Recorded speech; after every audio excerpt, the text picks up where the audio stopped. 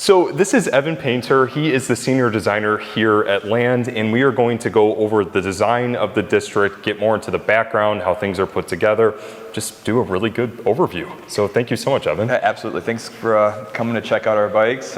It's exciting. We're incredibly proud of our bikes. I think just generally they embody our passion for transportation, doing things differently, and just really trying to do the best we can and change kind of the transportation dynamic of, almost a new type of, like millennials, a new type, trying to get people excited about different ways of getting around, especially in the city. The district, just visually you could tell it's much different. The design is pretty dynamic, but we originally started with wanting to highlight and showcase parts of electric vehicles. Our batteries are visible. Our materials that we use are the materials. There's no covers. Okay. There's a lot of, Scott talked about it earlier, there's a lot of misinformation and a lot of, smoke and mirrors when it comes to electric vehicles. And we didn't want to be part of any of that. So what you see is literally how it works. The batteries are visible, you can touch them, you can feel them, the motor's visible. It's a very honest approach to, I think, the electric vehicle market, where a lot of it now is sealed and you can't touch it and feel it, and you can't really what is that? I don't know, it's a plastic piece. Well, no, this is, that's our battery. The heart of the bike. So it's, No, I can appreciate the transparency. I think as somebody who is so focused on education, especially with electric vehicles, there's a lot of misconceptions of what they are. A huge amount. And to have that pure transparency with the consumer is what matters. So it's great that they can see exactly what they're going to be experiencing. I mean, that's something we really want to focus on is customer relations and really educating people about how electric vehicles work. There's a huge amount of misinformation, so it's a big focus of ours.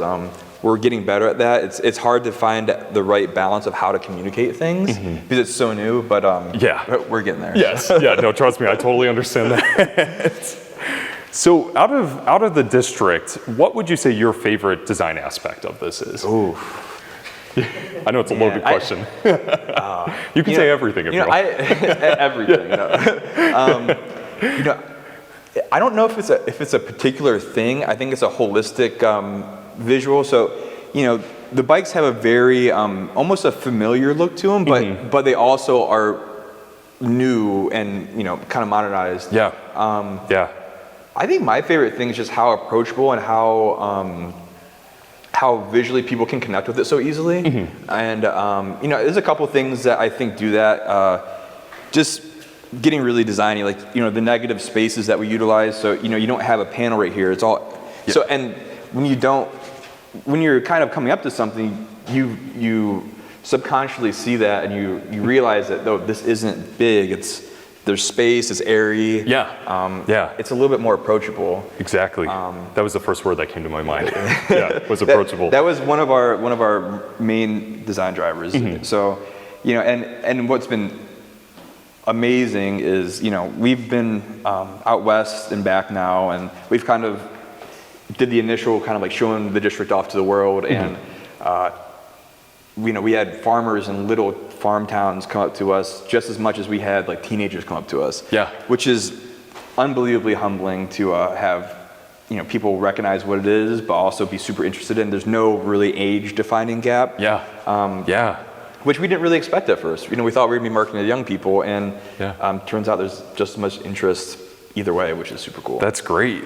So you're both seeing it from the novice rider, somebody who's new, and somebody who has a lot of experience. They're interested in it. That is awesome. So I think generally, I think Scott talked about it too. A lot of the district was based on not tooling up parts. So being able to manufacture creatively and differently than a lot of our competition. So, a lot of our parts are CNC bent. So we don't have any tooling for our battery box or our motor mount. Cut and weld tube, it's just fixturing, nothing's really tooled up. Okay. So, you know, the really heavy lift, like injection molded plastics and a lot of the like castings and stuff aren't a part of this yet, which, you know, makes it a super desirable looking bike. You know, like our first like Founders Editions and 01s, you'll get, you know, CNC'd parts with these beautiful finishes. You know, the kickstand's all CNC'd. Anything that hasn't been bent or welded is CNC'd, which is, you know, a very bespoke process, and it gives you great surface finishes. Okay. So, you know, when you we're pretty excited to get these bikes to customers so they could really like touch and feel the surfaces. Yeah. It's going to be a pretty special part of having one of these limited edition bikes. Like even up here on the key, you know, just plugging the key and giving it a spot where you feel special, kind of like, you know, it's highlighted. It's like, all right, like we're doing it. We're going for a ride. Yeah. Just, you know, little touch points and just the finish and how these parts are made are what we really want to focus on for these limited edition runs. Yeah, I definitely think like working with the consumer's emotion and like getting them more invested into it versus it's just a bike. I definitely think that that's a good design approach. Yeah, absolutely. Appeal to their emotions. But go ahead. Oh, I was just going to say, so for example, actually this would be good for me to know as well as some of my audience. Yeah. What does CNC stand for? So basically it's, you know, you're taking a big chunk of metal and you're CNCing, you're cutting away all of the bits and pieces and making, you know, so all of these pieces, you know, our triple trees, our bar clamps, they all start at big chunks of metal. Oh, okay. So it's, if you imagine this as just a chunk of aluminum, and you know, that's basically, you know, you're just cutting away material like that. Okay. But yeah, so I think another underlying theme of the bike and probably, you know, future bikes to come is the multi-use of each part. You know, electric bikes and electric vehicles by nature have a significant less part content than gas vehicles. But you know, when you look at our bikes, you're like, oh, like that's all there is there's a couple of parts, and you're like, that doesn't actually work, but it does. Yeah. And you know, we've really focused on having multiple jobs for each part. So everything does like 2 or 3 jobs and really is a multifunctional part. And you know, when you do that and you look at everything that way, it holistically, it kind of creates this aesthetic that is so bare bones you almost don't think it actually works. Which is, you know, like this whole entire assembly for the batteries and motor mount, you know, it locates throughout this whole bike, so it's a structural member, but it also holds our motor, and it also carries all of our electronics through the front of this. That's where everything lives. So you know, our entire electrical part of the bike runs the front. So that's why you see nothing in the back. It's just, you know, we made sure it kind of was given a home there. Yeah, and you know, so like I'm going back to this the hinge block. That's what we call this piece. But so this piece locates the plastic, it locates the USB-A, USB-C, it locates the key, but it also locates the top lid. So it does, you know, this little tiny piece does like 5 things, which is super cool. And if you're able to make it look like that, then that's even better. Right? Design and function. That's great. Yeah, I think for me, when I first saw the District, I love how minimal it is. And I know for me, that's like the design aesthetic that appeals to me. But like when you look at like other motorcycles, especially some in the electric mobility space, you can definitely tell they're trying to carbon copy what you see on a combustion bike. It's bizarre. And this is both familiar but also futuristic at the same time. Yeah, it's a perfect balance of both. Yeah, so there will be some things changing when we go to more of a higher production run. You know, once we get our limited bikes out, our Founders Editions and our limited editions, a lot of these parts are going to be cast and changed. You know, we're not going to be doing any special carbon fiber bodywork. It'll be injection molded, and you know, like our pegs and our peg mounts are all going to be cast. So you know, for our people that are ordering these limited edition ones, you're getting super limited edition part runs, and you know, very specific ways that we're making things that isn't going to continue. Okay. So that's a big difference between kind of where we're at now, where we want to go. So Evan is going to show us the hot swap battery pack and how it works with the district. So I'll let you take it away. Yeah, absolutely. So, Scott mentioned it earlier, but a big part of what we want to do is use this energy appropriately and use it in different ways than other people. A lot of people are doing hot swaps, or a lot of people are doing electric vehicles with batteries that are integrated into the chassis, but you have to pull the bike into a certain place. You can't really use it how you would like to use it. So really one of the biggest drivers of this bike is being able to use the batteries in and outside the bike. So we have a seat latch that just pops the lid over, and you have your batteries that are secured by the lid and slides down at the bottom of this battery box. But really it's this simple. You unplug it and you take the batteries out. Wow. And now you have your electric vehicle battery in your hand, and you can charge it at work, at a coffee shop. It's not as hands-off approach like I mentioned earlier. It's you want to be able to use this energy, take it with you, make sure it fits in your lifestyle. Yeah, and absolutely. These are our initial packs, which are kind of not ideal, but they showcase the hot swap and how we were going to do it pretty well. Yeah. But as you can see, even this is probably the most recognizable motorcycle part on the bike. It gives it kind of that gas tank look. Yeah. But it has a specific purpose to hold down the batteries, and it's not a whole entire thing. It's just to hold down the batteries. Yeah. In the future, we would like to integrate some things into the top surface. So maybe that'll get here sooner than later, but we'll see. Well, that's exciting. It is exciting. We have a lot of usable space inside this part. Yeah, I was just about to say, yeah. I'm like, my mind is going right now. Like, what could you put there? So it's, making things easy for us, easy for the consumer. That's what it's all about. So this whole part right here on the bike, this is totally waterproof, like the connectors. Everything's IP65 or IP67, which is a significant waterproofing. Okay. So perfect. We were actually talking earlier when it was raining. I was like, well, we could just go ride in the rain. Like that'd be kind of sick. Because we've done that. And, it's great. That's awesome. Yeah, I know that's like a misconception about electric vehicles, where I'd be electrocuted. Yeah, driving through a puddle. Yeah, it's not like that. I actually, riding in the rain in a gas bike is actually a little bit more comfortable than riding in this. So it's, That's great. You're doing a lot less. You don't have to do a clutch. You have both brakes up here, so you're a lot more aware and focused on what you're doing. There's not a lot of background processes in your head with shifting and doing, different gas bike things. It's a more calm ride. So that's our battery swap. It's really that easy. You take it in and charge it on a wall. It's super simple. What's your charger look like? Does it have a box for the AC to DC? Yeah, so it's right now it's just a general box. We are working on some bikes, so some parts that will be integrated onto the bike. So we'll have an onboard charger that you can select from. It won't be as fast as the home charger, but it will be able to be on the bike always, which is something that no one else is doing. Would that be like a J1772 plug, or no? It would just be a normal one, or like 110. So I don't think we'll really be getting into any of the charging station chargers. Just it just makes a lot more sense for us to just focus on this right now, and it's just so easy to find an outlet anywhere. Even even down at the beach, they have outlets all over the place. You charge anywhere.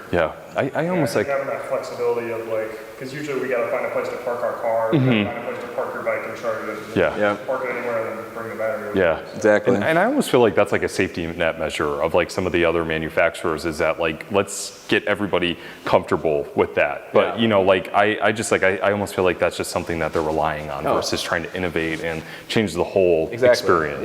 No, I totally agree. I think we're starting to see some of that from I think it was Honda, and there's a couple other big manufacturers who are trying to standardize kind of batteries used in this way, but a little bit larger scale. But they have a lot of infrastructure to protect, and it doesn't really line up with how they're doing things. So it's a little precarious. They're trying to control a lot of how these bikes will be used. But I think what's really cool about this industry and this market in particular where we're playing is there's so much freedom to create and to design for, you know, specific things that you've never been able to before. And you know, batteries is at the core of our bike and is at the core of our company, and we're gonna make sure we showcase them appropriately. Yeah, absolutely, I would. Awesome. And yeah, I love this product. I've been following you guys since you guys were going to do that event last year, and what great timing. I know, we were so bummed because we had our tickets ready, like we were going to like, you know, like come meet you guys and like see the bikes, and I mean, like I still did like I did a live stream on my YouTube channel for you guys. Like, I appreciate it. No, I love what you guys are doing, and being a Clevelander, like this is so cool. It's special to us to be able to do it here. You know, we're setting up. We're trying to set up our supply chain here and locally. You know, there's a ton of manufacturing here, so that's been interesting. But you know, it's been awesome that a lot of resources are welcoming us and trying to get us to do more here.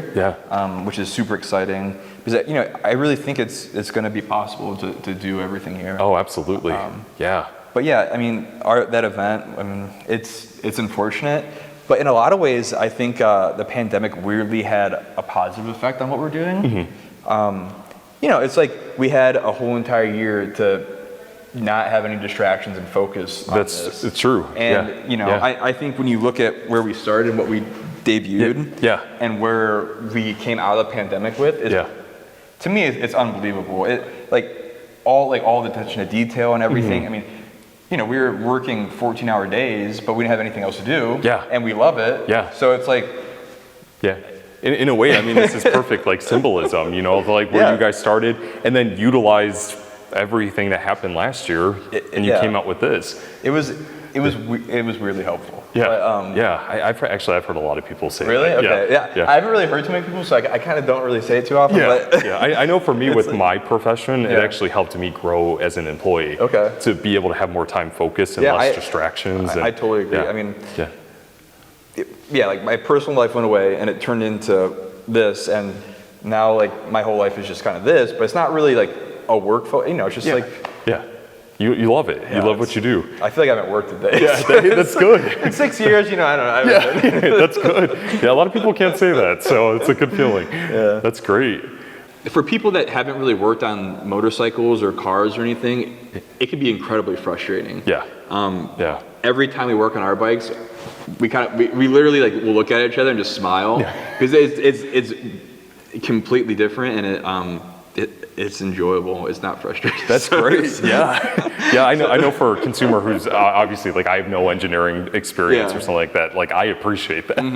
No, I mean it was a huge focus. It's just like just make it like so people can like tinker with it. And just build off of it. Even like. There's even like little things. So this is I think our fourth chassis. But if you look at this bike right here. I love the black. The black's beautiful. Yeah, it looks great. So what's cool. I'm sold. I want this one. So you can see if you get low, we're implementing our bung system. So that's going to give us modular mounting points for a ton of accessories throughout this bike's life cycle. So, you know, we have 6 points about 10 inches apart. And there's any from baskets to racks to, you know, either side case batteries. It could be a lot of different things. And, you know, even so we're using this as for our fender attachment. So all of these pieces, so our fenders are all attached to the same system. So using parts in different ways and being smart with manufacturing, you know, that part becomes something that we use for body work. It also for accessories and even, you know, chain guards and you know, whatever attachments you want to keep you safe. So that's awesome. And it's all the same part, so it's pretty cool because you know it's like we don't have to make a bunch of different pieces. It's the same part we make for all around the bike, and just stuff like that makes our life a lot easier. And you know it trickles down to the consumer because it's cheaper and it's easier to manufacture. I mean, in production, like if you could simplify that, then you can ramp up quickly and So I'm really excited when we have some time to start developing some accessories around it and just really exploring, like, you know, it's such a great platform to build from, and I don't think we really know where the limit is yet, which is super exciting because we've built in a lot of areas where consumers can customize it on their end, and other people can really iterate off of us, which is I'm so excited for that. Yeah, that's awesome. Yeah, I can hear it in your voice. I mean, like, yeah, as Henry said, this is your baby. Like, yeah, it's been a long time coming for me personally. So, well, I'm sure it's exciting for you to see it go from where you started. How long have you been working on the bike? So we've been working on this bike for about 3 years. Okay. I started working on EVs for about 6 years ago in my garage. I was making my own batteries and trying to figure out, no one could teach me. And I started when I was in school, and everyone's think I'm this crazy kid. Like Scott was saying, design isn't just pretty sketches; it's actually making something that's usable for the consumer. Exactly. And that was where my heart was in school, and I didn't know how to do it, but I tried. Yeah. Failed miserably. So it was pretty bad, but the drive continued until I met Scott, and we kind of had the same mindset, and it blossomed into this. Hey, that's awesome. Well, hey, I mean, you know what? They always say you have to fail to succeed, and it's clearly, it's obvious you guys are succeeding. Yeah. I almost kind of, I feel like we're succeeding, but I also feel like we haven't even started yet, which is also a cool feeling. That is a good feeling, yeah. So it's like, we're still kind of at this stage where like, we've done some things, but like we actually haven't really done anything yet. Yeah. So it's exciting in that way to me. Oh yeah, well, I'm excited to see these on the road, not just in Cleveland, but everywhere. That's great. Some of the other really cool features on these bikes is the lighting. One of the things that really detract people from riding two-wheeled vehicles right now is just the safety of it, and cars not being able to see them or hear them, or we kind of hear it all from the consumers and want to address it as best we can. But we want to implement tech where tech is needed and not where it isn't needed. So, adding speakers and stuff and all that wiring that goes with that is hard for us. Yeah. So we were addressing it through lighting. So, we created this full wrap lens that disperses light at a 180 degree angle, and we also have tail lights that flash with it. So being able to address safety not through technology, so to speak, but smartly using what you have at your disposal to help people feel comfortable. Yeah. That was a big focus on the rear and the front lighting. So having big broad visual cues that let someone know that you're there. Yeah. And the lights are super bright, and you see them during the day. It's pretty. Yeah. It's pretty easy to see. But yeah, this we look at the rear light on this bike, because I do think it's a really unique. So, it. Oh yeah. So it's a pretty significant, like, hey, I'm here. I would absolutely say that. Yeah. Kind of like working on like custom bikes. Kind of doing stuff like in weird ways. You don't necessarily like put brake lights on stuff like you should. Yeah. So when we started making these, it was a big focus of ours, and it's almost uncomfortable riding without this amount of light now, because if you don't have the noise and you don't feel comfortable, at least like that there's a significant telltale that like someone's going to pick up on. Yeah. And I will say, like, I've seen other electric motorcycles, and a lot of them are using halogen bulbs still. Which bizarre. Yeah. I mean, for 2021, to me, that just is, I don't know. To me, that's just ridiculous. When you have LED technology that's brighter and safer, So, yeah, I just can't wrap my head around why. Yeah, it's bizarre. It makes a lot more sense just through the wiring system too. We're not there yet. I'm not sure if Henry talked about it, but doing everything native to our battery's voltage. Tesla's working on a lot of that. So we have a whole 12-volt system that runs throughout the bike, which is unfortunate because we have to convert down the 72 to 12, and there's a whole process with that. And that's even more intense when you go to halogen instead of LED, which is again bizarre that people use it. But, eventually we would like to get the native voltage throughout the whole bike, so everything would run off the same voltage and it'd be even more efficient. Okay. But that takes a lot of development, and we're not there. Yeah. Well, I mean, it's good that you guys are even thinking about that, because a lot of companies, I'm sure that just goes, it's not even in front of them. Yeah. So now I think the one thing that I'm going to take away from today is just like how much thought went into this bike, into this product, not only just for the bike itself, but for the rider. I mean, like, that's incredible. Yeah. It has to be. We have one chance at this, and it has to be perfect. and we're not taking it lightly. So, Yeah. you know, we're really focused on getting a product that people can really enjoy at any level of comfortability, you know, Yeah. whether it's ride mode 1, you know. Yeah. It's funny, in the mornings I tend to stay in 1 or 2 because it's a little bit more chill. Yeah. And then it's, you know, Once you're awake. Yeah. so it's, you know, even like for us, you know, experienced riders, we still use the lower modes, and you know, there's a whole different sensation that comes along with Oh, it, yeah. and it's really, really enjoyable. Oh, I'm excited to get a chance to ride these. Well, awesome. Well, thank you so much, Evan, Yeah, for showing us your absolutely, baby and yeah. giving us an overview. Appreciate it. Yeah, thank you. Thank you.